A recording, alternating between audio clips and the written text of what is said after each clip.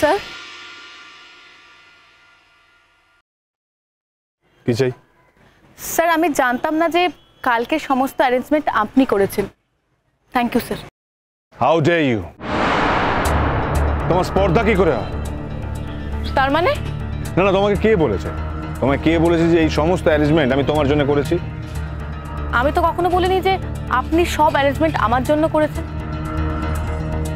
কিন্তু কেকটা নিশ্চয়ই আমার জন্য ছিল। আর কারোর জন্মদিন কাল ছিল বলে তো আমার জানা নেই। মানে আমাকে এটা এসিপি স্যার বলেছেন। এই রাখো তো তোমার এসিপি স্যার। এসিপি স্যার তোমার এসিপি স্যার কি সব জেনে বসে আছে? কিন্তু আপনি এভাবে চিৎকার কেন করছেন? আমি তো আপনাকে খারাপ কিছু বলিনি। আপনি যদি না করে থাকেন ঠিক আছে, আপনি করেননি, কিন্তু উনি আমাকে এই কথাগুলো বললেন, তাই আমার মনে হলো আপনাকে একটা থ্যাঙ্কস জানানো উচিত। তোমার স্পর্ধা দিন দিন বেড়ে যাচ্ছে দেখছি। তোমার সাহস কি করে হয় আমাকে থ্যাঙ্কস জানাতে আসা? তাছাড়া তুমি এটা ভাবলে কি করে তোমার মতো মেয়ের জন্য আমি কিছু করব? ভাবতে পারেনি তো স্যার, এই জন্যই অবাক হয়েছিলাম। আর এখন যখন জানতে পারলাম যে আপনি কিছু করেননি, তখন খানিকটা স্বস্তি পেলাম। তার মানে আপনি আমার জন্য কিছু করলে আমার সত্যি অস্বস্তি হতো, আমার হজম করতে সময় লাগতো। কাল তো তোমার জীবনের একটা রেড লেটার ডে ছিল, স্পেশাল ডে ছিল। আমরা খুব সাধারণ মেয়ে স্যার, আমরা সোনা চামচ মুখে নিয়ে জন্মাইনি। ছোটবেলা জন্মদিনের দিন 2-4টে বন্ধুকে ডাকা হতো, তারপর বড় হয়ে যাওয়ার পর মা 5 রকম ভাজা আর পায়েস করে দিতেন। এর বাইরে জন্মদিন নিয়ে আমাদের কখনো বাড়াবাড়ি ছিল না। তাই জন্মদিনটা আমার কাছে রেড লেটার ডে নয় স্যার। না না, জন্মদিন যে রেড লেটার ডে সেটা তো বলিনি। জন্মদিনে তুমি যে স্পেশাল গিফটটা পেয়েছো সেটা তো চিরস্মরণীয়, তাই না? Special gift? কিসের গিফট? ও হ্যাঁ, অদিতি ম্যাম আমার স্পেশাল গিফট। আপনি ঠিকই বলেছেন। এই শোনো, নাটক করো না। হ্যাঁ, জীবনে সবটাই নাটকের প্ল্যাটফর্ম নয়। নাটক করছি? আপনার এটা নাটক বলে মনে হতে পারে স্যার, কিন্তু আমার মনে হচ্ছে না, কারণ এটাই আমার জীবনের সবথেকে বড় সত্যি। এনিওয়ে, আমার সত্যিটা আপনাকে জানানোর কোনো প্রয়োজন নেই আমার, আর আমার সত্যি নিয়ে আপনার মাথা ঘামানোরও কোনো দরকার নেই। আপনি কথাটা বললেন তাই আমি বললাম, তা না হলে বলতেও যেতাম না। কলেজের মধ্যে অসভ্যতাটা না করলেও পারতে। অসভ্যতা? আমি কি অসভ্যতা করেছি? আরে থামো, খুব তো বড় বড় কথা বলো তুমি। তুমি এমন ভাব দেখাও জানো এই গোটা পৃথিবীতে তোমার থেকে পবিত্রময় আর কেউ নেই। হ্যাঁ, তুমি সেরা। তুমি এমন একটা ভাব দেখো জানো তুমি এই পৃথিবীতে লেখাপড়া ছাড়া কিছু জানো না। আপনি আমাকে শুধু শুধু এই কথাগুলো কেন বলছেন আমি বুঝতে পারছি না। কি এত চিৎকার চেঁচামেচি করছে ওরা? সত্যি স্যার আর মোহর যেখানেই একসঙ্গে থাকবে সেখানেই ওদের ঝগড়া হবে।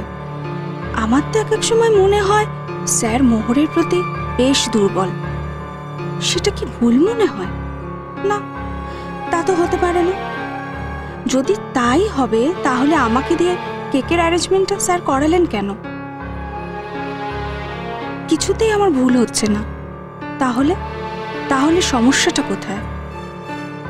আমি তো এখন আবার ওকে থ্যাঙ্কস বলতে বললাম, এ তো দেখছি উল্টো বিপত্তি হলো। মুহূর্ত এসে একেবারে আমার শেষ করে দেবে। শুধু শুধু বলছি নো, আমি শুধু শুধু বলছি না। তুমি আমাদের কলেজের প্রত্যেককে অপমান করেছো, কেন আমাদের কলেজকে ডিমিন করেছো। কি ডিমিন করেছি আমি? দাঁড়া, আপনি যখন এই কথাগুলো বলছেন তখন এই কথাগুলোর দায়িত্ব আপনাকেই নিতে হবে। আপনাকে বলতে হবে আমি কি এমন করেছি যার জন্য এই কলেজে সবাই ছোট হয়েছে, অপমানিত হয়েছে। রিহার্সেল হচ্ছে, রিহার্সেলের পর খাওয়া দাওয়ার জায়গায় আমাকে নিয়ে যাওয়া হয়েছে। তারপর সেখানে গিয়ে আমি সারপ্রাইজ হয়েছি। সেখানে লেখা ছিল যে হ্যাপি বার্থডে টু মোহর। সবাই আমাকে কেক কাটতে বলেছিল, আমি কেক কেটেছি, ব্যাস। আর কিচ্ছু করোনি, শুধু কেক কেটেছিলে। কি করেছি বলুন তো? না, কেউ তো আমায় প্রপোজ করেছে, সেটা খুব ভালো কথা। মানে সে তো তোমাকে দূর থেকে দেখেছে, তাই না? আমার মতো হাড়ে হাড়ে মজায় মজায় তার চেনে নি। Anyway that's not my business, আমি সেটা নিয়ে মাথা ঘামাতে চাই না। কিন্তু এই কলেজের প্ল্যাটফর্মটাই বেছে নেওয়া হলো কেন প্রেম নিবেদনের জন্য, কিন্তু সেটা বুঝতে পারছি। আই মিন তোমার পক্ষে কি বলা সম্ভব ছিল না যে এটা প্রেম নিবেদনের আদর্শ জায়গা নয়? সেখানে অন্যান্য ছাত্রছাত্রী ছিল, অন্যান্য স্যাররা ছিলেন, নাকি তুমি আউট অফ কন্ট্রোল হয়ে গিয়েছিলে? মানে এতটাই নির্লজ্জ হয়ে উঠেছিলে যে তুমি নিজেকে কন্ট্রোল করতে পারো? কোনটা? আপনি এসব কি বলছেন আমি বুঝতে পারছি না। কি বলছেন আপনি? এই শোনো, ন্যাকামো করো না, জাস্ট ডোন্ট ডু দিস। তোমার কি মনে হয় যে তোমার ন্যাকামোতে সবাই সবকিছু ভুলে যাবে? শোনো, কেউ কেউ এমনও আছে যে ন্যাকামোতে সবকিছু ভুলে না, হ্যাঁ? আর তাদের মধ্যে আমি একজন। আমি যা দেখেছি সেটা সবাই দেখেছে, গট ইট? হ্যাঁ, আচ্ছা কি দেখেছে সেটা তো আমাকে বলবে।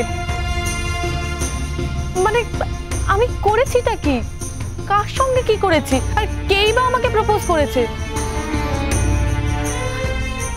আমি আপনার কথা কিন্তু কিচ্ছু বুঝতে পারছি না। এই নাটক করো না, নাটক করো না। তোমার সাথে যে এসিপি স্যারের প্রেম আছে সেটা কিন্তু আমি জানি। শুধু আমি নয়, গোটা কলেজ জানে। তাই সবাই জানা আর সেটা চোখে আঙুল দিয়ে দেখিয়ে দেওয়ার মধ্যে কিন্তু অনেক ডিফারেন্স আছে। দেখে এই কলেজে আরো ছাত্রছাত্রীরা আছে, তাদের পার্সোনাল রিলেশনশিপ থাকতেই পারে, কিন্তু তারা তো এই কলেজ প্রেমিসেসটাকে নিজেদের প্রেম করার জায়গা হিসেবে বানিয়ে নিচ্ছে না। বা আমাদের কলেজের যে হল আছে সেটাকে প্রেম করার অফিসিয়াল প্ল্যাটফর্ম তো বানিয়ে নিচ্ছে না, তাই না? এসব কি বলছেন আপনি স্যার? আপনি কার সম্পর্কে কি বলছেন? গায়ে লাগছে তাই না? হ্যাঁ, খুব গায়ে লাগছে। আহির দাশগুপ্তের সম্পর্কে বলছি বলে গায়ে একেবারে ফোসকা পড়ে যাচ্ছে, তাই তো? স্যার, কথাগুলো যদি ঠিক হতো তাহলে গায়ে ফোসকা পড়তো না। কথাগুলো ঠিক না বলেই আমার গায়ে ফোসকা পড়ছে স্যার। এই কথাগুলো শুনে আমার সারা গা জ্বলে যাচ্ছে। সবসময় কি একটা মেয়ের সঙ্গে একটা ছেলেকে জড়াতেই হবে? একটা মেয়ে চরিত্র হননের কি এটাই সব থেকে ভালো রাস্তা? তোমাকে তো বললাম আগে, এই নাটকটা আমার সামনে করো না, লাভ নেই। কাল সবাই দেখেছে। সবাই। যদি সবাই দেখে থাকে, সবাই তো প্রতিবাদ করছে না। শুধু আপনি কেন প্রতিবাদ করছেন? সবাই দেখেছে, সবার খারাপ লেগেছে, তাহলে সবাই আমাকে কমেন্ট করবে, সবাই বলবে যে আমি অসভ্যতা করেছি। কই, তারা তো কেউ বলছে না। হঠাৎ সবার মুখপাত্র হয়ে আপনি কেন এই কথা বলছেন? শোনো, তোমার মতো এই ধরনের মেয়ের সাথে কেউ কথা বলার প্রয়োজন বোধ করেনি, তাই বলেনি।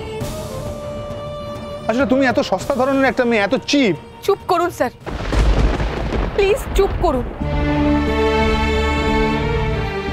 আমি আর রোজ রোজ এত অপমান নিতে পারছি না। আমি যখন বলছি এখান থেকে চলে যাব, আপনি আমাকে টিসি দিতে চাইছেন না। কেন আমাকে এভাবে বেঁধে মারতে চাইছেন? কেন? আমি কি ক্ষতি করেছি আপনার?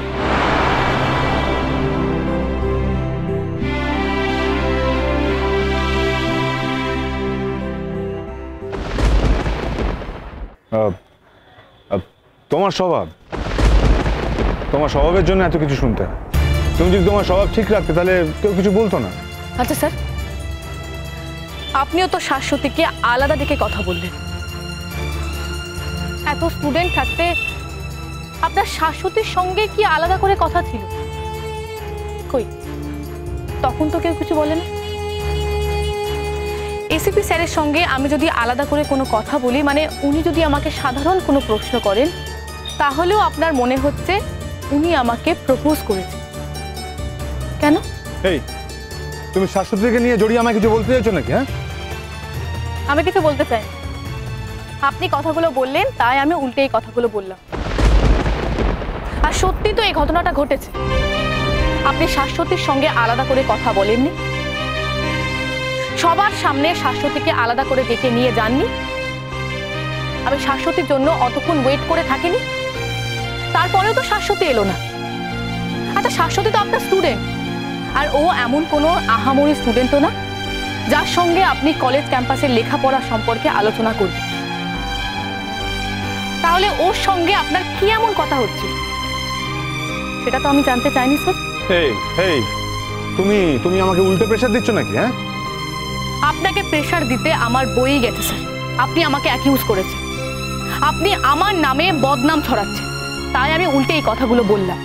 আর আপনার ক্ষেত্রেও এই ঘটনাটা ঘটতে পারতো স্যার।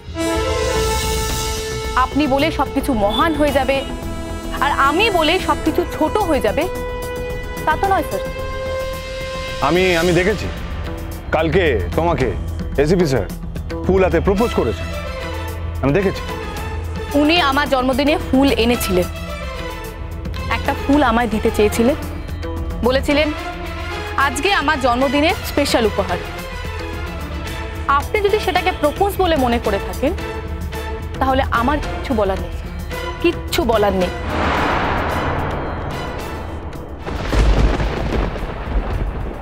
হ্যাঁ যাও, তোমার এই আইদ দাশগুপ্তর কাছে যাও, এখন তো ওই তোমার সব। কিরে, কে কার মানভঞ্জন করলো নাকি পুরো ব্যাপারটাই ঝগড়াঝাটি করে হলো?